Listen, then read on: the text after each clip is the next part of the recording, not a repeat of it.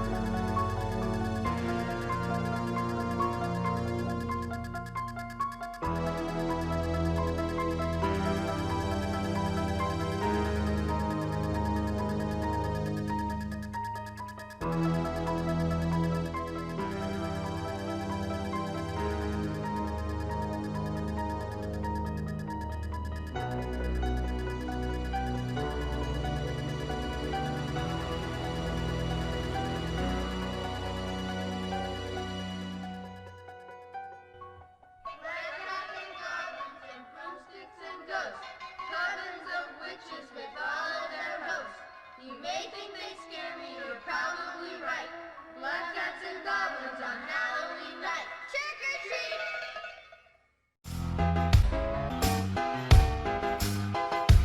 Hey yo, what's good, y'all? King of GUUH. I want to keep it 100 with you. I fucking love Halloween. October has got to be the best month. October is also the month where I was born in, so I'm a little biased. Halloween has got to be the best holiday of all year, right next to Christmas. It's got the ghouls, the ghosts, the serial killers, and my personal thing that represents the holiday, pumpkins, because pumpkins are nice. I even made a friend out of a tiny pumpkin. His name is Bumpkin. Halloween is also the time where you sit down and watch a horror movie with or without your family. Here's some examples: Attack of the Killer Tomatoes, Killer Clowns from Outer Space, Critters, Gremlins, and Tremors. Yeah, but there is one horror genre that is infamously known as the best sub-horror genre. That is the slasher horror genre. Throughout the late 70s and 2000s, the slasher genre was at its peak. Now it's slowly gaining back its life since the horror genre is currently bombarded with terrible horror movies. Ouija, Annabelle, 47 Meter, yeah. Now, there are some excellent modern horror movies that exist in this day and age. But sometimes we just need to look back and simmer down for just a minute, take some inspiration from the past artwork, and see if we can incorporate it to this day and age. But what film should we look at, Mr. Sillyrally? Ladies and gentlemen, I present to you John Carpenter's Halloween.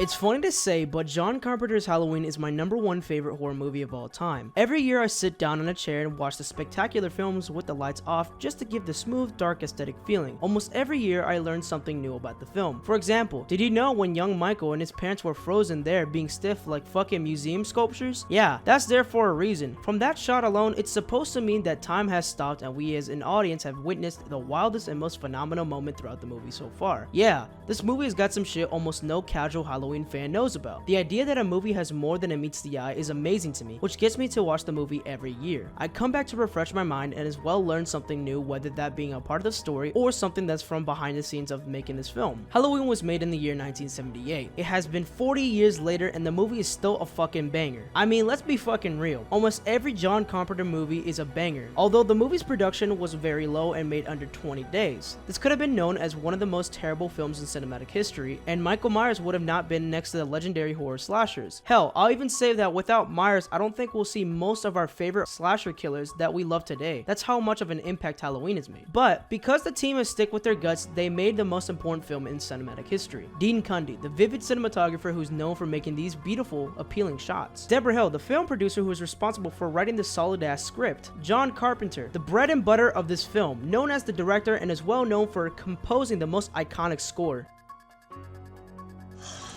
That's that real music, man. Come back home. Jamie Lee Curtis, the Scream Queen herself, known for playing as the innocent main character Laurie Strode. Here's a fun fact: did you know that the mother of Jamie Lee Curtis is Janet Leigh, aka the shower lady from Alfred Hitchcock's The Psycho?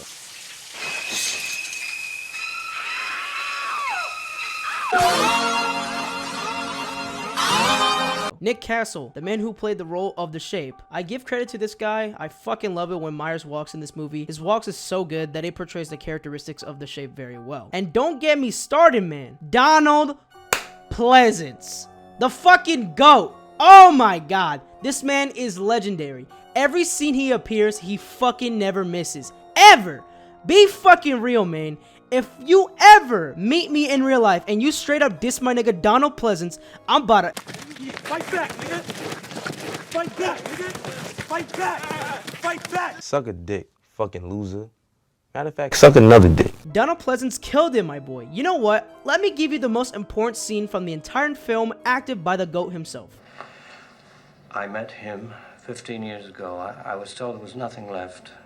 No reason, no conscience, no understanding, and even the most rudimentary sense of life or death, of good or evil, right or wrong. I met this 6-year-old child with this blank, pale, emotionless face and the blackest eyes, the devil's eyes. I spent 8 years trying to reach him, and then another 7 trying to keep him locked up, because I realized that what was living behind that boy's eyes was purely and simply evil. That's what I'm talking about! That's why he's the MVP! That's why he's the GOAT! The GOAT! Bruh, if you look up Samuel Loomis on the YouTube search bar, you would be recommended to a video called Halloween Best Scene. I'm telling you, this man is the fucking GOAT. Okay, I need to relax. Halloween entirely is a masterpiece when it comes to with the proper setup for mood. Mood is key when it comes to this film. The music, the small town of Haddonfield, the dark blue cold atmosphere, quiet ambience, and etc. The introduction of Halloween starts off with the Halloween theme song warning the viewer that shit is about to go down, son. Your mood consistently changes as you're watching each and every scene. When I was rewatching this movie, I've noticed how the film does a really good job changing my mood. These were the moods I was experiencing: quiet, uncomfortable, shocked, worried, seriousness, alert, and light. You can see I documented my emotions while watching this movie. You can as well see that there's a huge difference between each and every single mood I mentioned to you guys. Halloween makes you feel. If you want to watch a movie that actually goes out of your way and changes your mood, then this is the movie for you. Now let's get down to the good part of this video.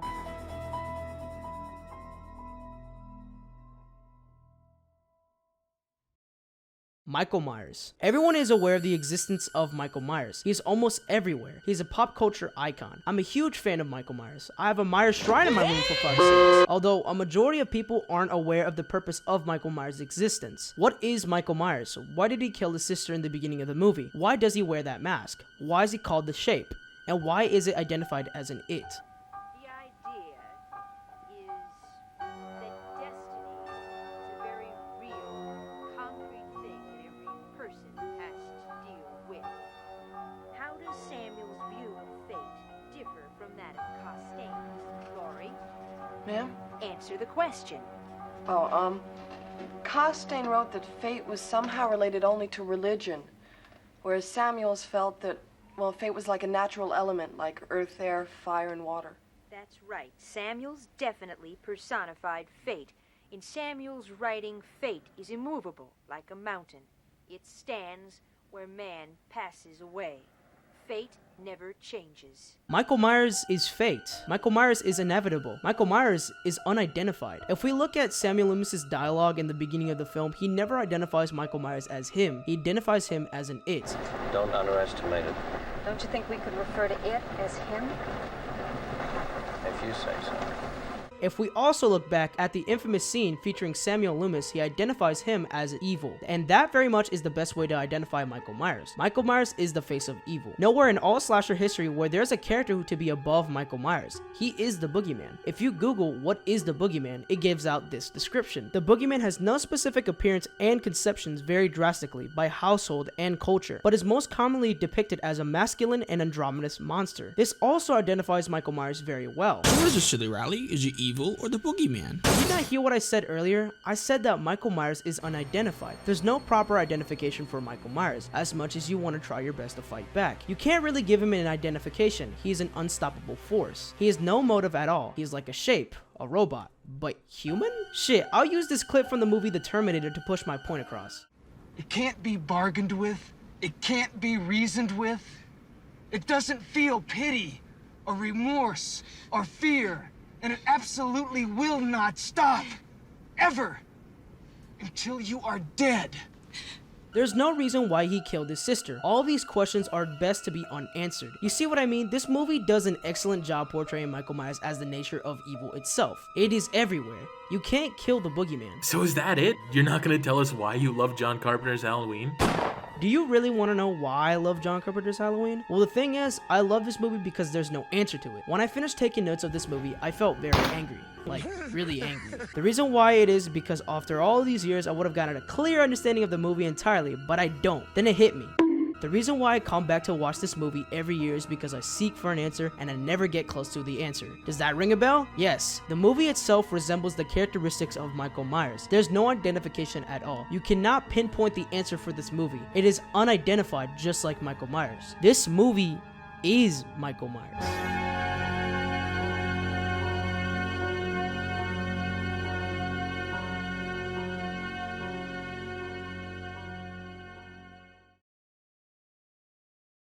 And that's why I love John Carpenter's Halloween. Before I end this video, here's an audio clip of an audience reaction of the movie Halloween from the year 1979. Thanks for watching.